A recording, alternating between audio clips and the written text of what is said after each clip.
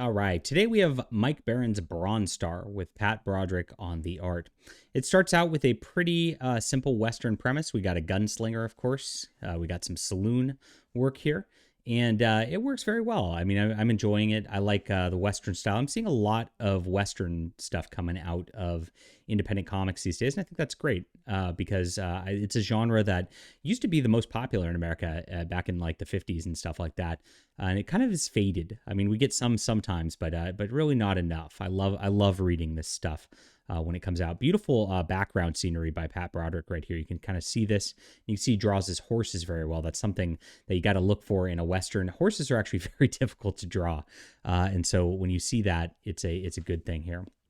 Now, the twist in this eventually comes through here, and it turns out there's werewolves lurking about, and of course, there's some evildoers going out to like a mine, and one of our characters ends up turning into a werewolf. He has a bronze star instead of a silver star because the silver hurts the werewolves, and so we end up with this like gun-toting werewolf fight, and it ends in kind of a cliffhanger.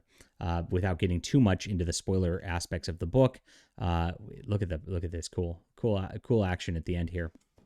To create kind of a Western horror sort of thing on this.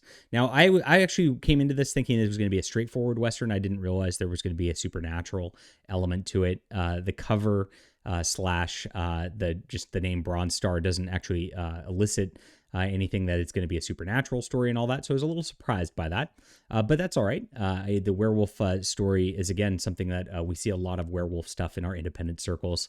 There's some people who are very, very excited and fond of that genre as well. So it's an interesting mashup here to do this in the Western setting as well.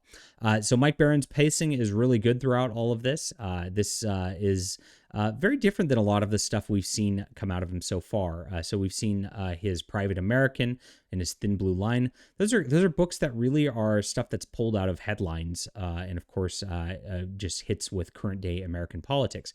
Bronze Star is very different in that it goes back to that Western flair. It feels like a Western movie, and he does a very good job with this. I actually really prefer this. So Mike, if you're watching this, more of this kind of stuff. I really dig this. So good stuff all the way around. I'd say that on the art level, like I said, the backgrounds, the horses are pretty good. There's some parts where I feel like it gets a little stiff in the characters.